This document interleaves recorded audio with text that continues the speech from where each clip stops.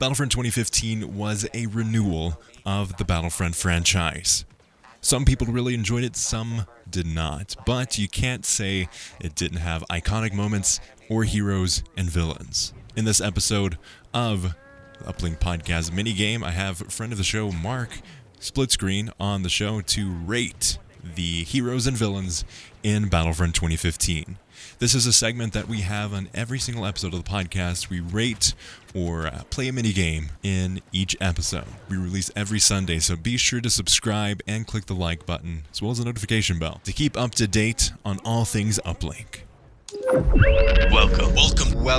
Welcome to Uplink. Let's go and rate the heroes that were included in Star Wars Battlefront 2015. Ooh.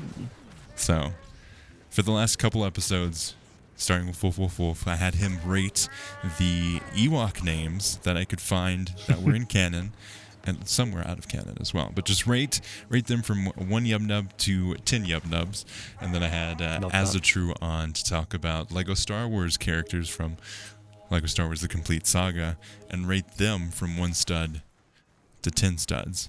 For Battlefront 2015, let's place the tier list for the heroes. And let's start this off with Luke Skywalker. Oh, this is so out of what's the? I mean, is it 1 to 10 again, or? Yeah, we're gonna do 1 to 10, but instead of, eventually we'll do Battlefront 2, so I don't want to use battle points quite yet. So let's just do 1 hero token to 10 hero tokens.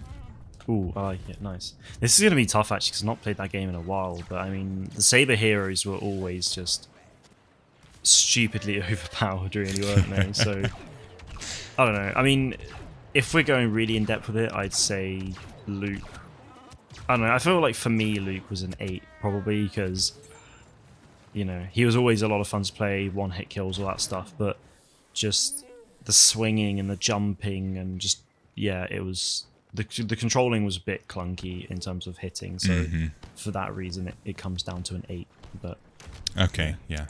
You know what's very surprising? In Battlefront 2015, there were only 2 characters, 1 on each side, that had a lightsaber. I know, it's crazy. Which is wild to think about. I kind of I understand it because it's only the original trilogy, but or like episode 4, 5, and 6. But yeah. It is kind of weird, and that's what I love about Battlefront 2 is that you have so many options with Saber heroes. So yeah, exactly. I agree. I maybe even put it to like a 7. Luke Skywalker for me wasn't a character I played a whole lot. The lightsaber combat in Battlefront 2015 was just so janky. That I never really went for Luke, and everyone else went for Luke. So. Even if Luke was your preferred character, you weren't always guaranteed to get him. So, I ended up playing 9 a lot. So, flipping over to the dark side, let's also rate Darth Vader as a lightsaber hero, and then we can move on to the blaster heroes. See, yeah, I'd probably go an 8 again. To be honest, like for the same reason, you know, overpowered. One-hit kills, all that stuff. Abilities were a lot of fun to use with the choke and the lightsaber throw. I think more enjoyable than Luke. But again, it's just that really janky, jumpy control set that you've got when you're attacking that I really don't like that at all. So yeah, 7 or 8, probably an 8 with Luke. Yeah. I would give Luke a 7, and then Darth Vader I would actually give an 8. Nice. Now, Han Solo. What would you give Han Solo? Oh, I can't really remember the Blaster heroes that well. I think his abilities were pretty much the same, weren't they? I think they're pretty straightforward, yeah. I'd probably give him, from memory, I'd probably maybe give him like a 7. I don't know. It's really hard actually when you haven't played the game in a while, but yeah, probably like a 7. His Detonite charge was always, you know, even Battlefront 2, I absolutely love that thing. And yeah, actually no, you know what? I'm gonna go 3 for 3 and probably give him an 8 actually, because I don't think there was really anything wrong with him, to be honest. So 8 pushing 9 maybe. Okay. Emperor Palpatine. Probably a 7 this time. Okay. I know he had chain lightning, which was fun, but I can't really remember too much else, to be honest. And I'm never really that good with Palpatine, so yeah. Probably a 7. My younger brother Stone is a big fan of Palpatine, both in Battlefront 2015 and Battlefront 2, so that was his fave. Always playing Palpatine. I didn't play a whole bunch of him. When I did play, I had fun, but I had my go-to characters. Next up, this, and then the next character. We'll just do them both together. On the hero side, we've got Princess Leia, and on the villain side, we've got Boba Fett. And this is the extent at the characters that were included when the game launched. It was Luke, Han, Leia, Vader, Palpatine, and Boba. The almighty trio for each side. Yeah, I think Leia definitely an 8. Her abilities, I can't really remember most of them, and so she had the shield. How she? Yeah, I know she had the shield, but and she could pop down the abilities. So the ability of tokens, she could pop those down for other people, as well as she had the bodyguards. Yeah, see, that's what I was gonna say. Like, I would have gone. Oh wait, I give Han an 8 or 9 actually. Yeah, I'd probably say an 8 for Leia, to be fair. Yeah, like the bodyguard system was really cool, and I really liked that, and was hoping to see something like that return in a slightly different way perhaps, but yeah, I really liked that bodyguard system with the honor guards, so yeah, 8 or 9 again. You started super high on all of them. I have. I don't know if this is bad or not. I'm easy to please, this is the thing. And then Boba Fett? Probably a 6 or 7. I don't really remember much of Boba, to be honest, and I was never that good, so yeah, probably a 6 or a 7, I'd say. I played Boba Fett, so last stream, so we stream every Saturday. For those of you listening that aren't aware, stream every Saturday on the Uplink podcast YouTube channel, and last week I challenged, you know what, Spike'll actually challenged me, and I was like, let's go, I'm going to take you up on this offer. And we did 1v1s in Battlefront 2015. And first off, I demolished him. Just completely demolished him. Like Ethan before, I am the Battlefront 2015 1v1 champion. But I did play Boba Fett. And I enjoy Battlefront 2's Boba Fett much more. But Battlefront 2015's Boba Fett is super fun, if sometimes a little weak against certain characters. Yep, that's fair. Now we're headed into the Outer Rim DLC, where we got Nub and Greedo. So let's talk about each of these guys. Yes. The powerhouse. I'd say arguably the most impactful update for Battlefront 2015. At least in terms of people's memories of it and how much they loved it. See, I don't associate with the Outer Rim DLC with that, to be honest. It's always interesting when I joined the community and everyone was like, Outer Rim DLC was the best. And I was like, really? It genuinely took me by surprise. Like, it was a good DLC, but I thought like Death Star was my favorite, I think.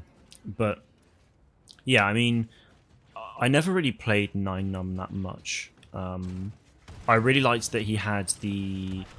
Like, going up against him was painful because he had the auto turret and the pulse cannon. Yeah. So that was really annoying, but actually playing as him was a lot of fun because I think he had the DH-17 blaster pistol, right, along with those weapons. As well as the sniper. Nine Num, like, he was someone I never really played too much as. I never really got the heroes that much, so... yeah, but I'd probably, like, from what I did play, I'd probably give him like an 8 or 9 because his abilities were always really fun to use. So yeah, he's definitely a 9 for me. He's a 9 num for me. Yeah, of course. For Greedo though, I really liked Greedo. Actually, I probably liked him a bit more than 9 num in terms of just my enjoyment playing with him because I really liked that he could like cycle through these different grenades with. He was so agile. Yeah, like he was quick. He could roll around a bit, which is really nice. And I think he had all 3 grenades. It was the thermal imploder, Dioxus, and maybe just a normal thermal detonator. I can't actually remember now, but I liked his DT-12 and the lock-on and all that stuff. So yeah, I'd probably give him a 9, I think. Yeah, he was the inverse of Han Solo. So if you wanted to play Han Solo, but you were on the villain side, it was basically his mirror image, warped mirror image, but he did counter Han Solo very well. Yeah, Greedo was always so much fun for me, and just his design as well. Like the Rodian design and seeing a Rodian look like Greedo in Battlefront was so cool. Exactly, and you got to play the character that Han Solo murdered in the first movie. So exactly, like it was really cool. So iconic, but we never really saw him in action. Exactly, what a guy. And then we moved on to Bespin. So Bespin was one of my favorite DLCs. I loved the maps I agree. that they added, and the heroes that they added were great too. We've got Lando Calrissian and Dengar. Oh, you're gonna take a death nap. Oh, Dengar was so much fun. He's personally my favorite villain. Yeah, his whirlwind ability was so cool. So good. And like because he had the whirlwind ability with his DLT-19, and then he'd like throw the detonators, the detonite charges. Yeah, that was really cool. Straight off the bat, I'd probably give him a 9. Like, he was so much fun to use. Lando, again, like, Lando was cool, but just not really a preference for me. I'd probably give him probably a 7. Like, I think a 6 But is you too also harsh. have to take into account the bug that they had with Lando, where he would be able to one-shot, power shot people. So you have to take that into account as well. I never really encountered any issues like that, so I can't speak from experience, unfortunately. But yeah, I mean, like, Lando, even in Battlefront 2, like, I really love the fact that he's in the game, and sometimes I'll use him, but I've just never really been the biggest. I mean, I like his abilities, but they're not something that necessarily fit my playstyle sometimes. So yeah, I'd probably go for a solid 7 with Lando. Yeah. Lando was one of those characters. I think I prefer Lando in Battlefront 2015 more than I do Battlefront 2, but never really my go-to, unless it was with the glitch with the power shot, because that was just super fun to mess with people. Yeah, just, oh my god, the rages. Exactly. And then the Death Star DLC. So Bespin and Death Star are probably the ones that are tied for my most favorite, because we had the expansion of a more dedicated focus on the space combat.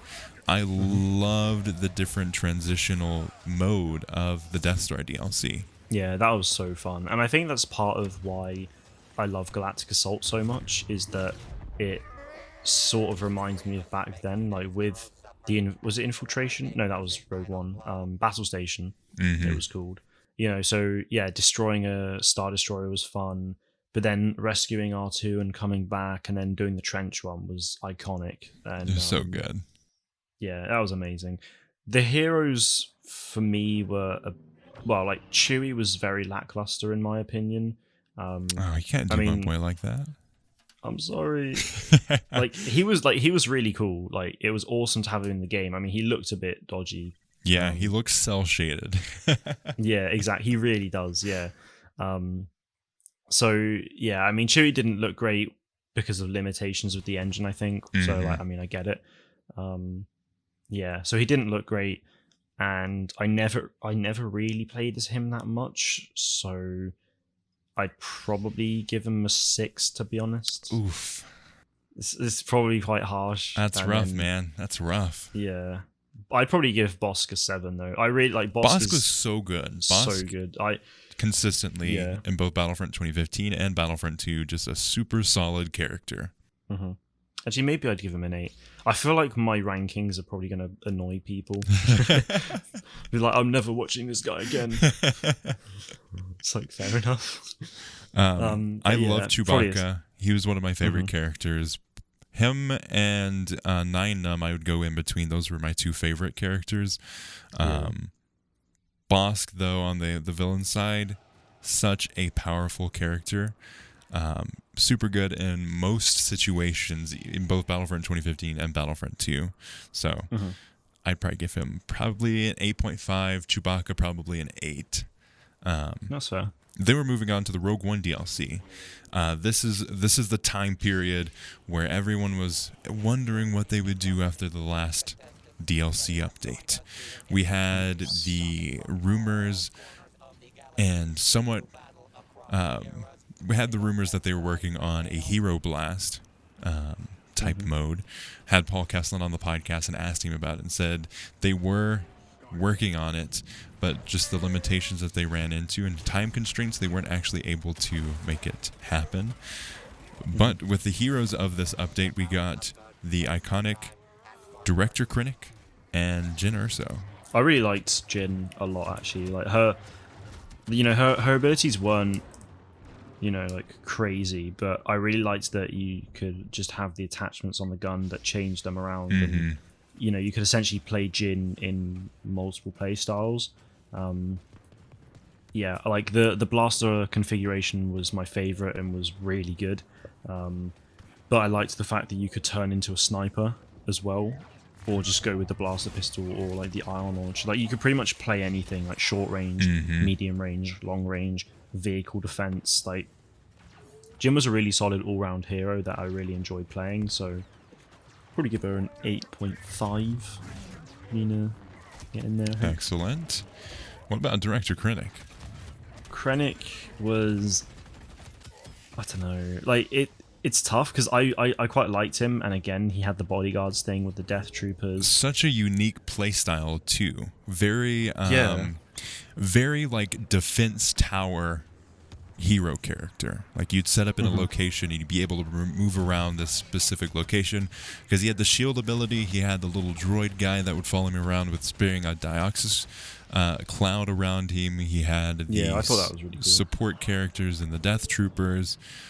He had a pistol, which was a reloadable 6-shooter. The DT-29, I think it's called. It was really cool, actually. Yeah, I liked Krennic. I never really played as him that much, and he didn't fit my playstyle that much, but he's a really he's a really awesome character to have in the game, and I like that they were different and quite adventurous with his abilities, so yeah, I'd probably give him a 7. Like it's hard to rank all of these because I've not actually really played the game properly for a good 3 years now, but yeah, I'd probably give him a 7. Man, we need to hop on and play some Battlefront 2015 together. We do. I mean, I don't have it on... I can't get it on my PS5. My PS4... Actually, I could just buy it and download it, but my laptop do be struggling.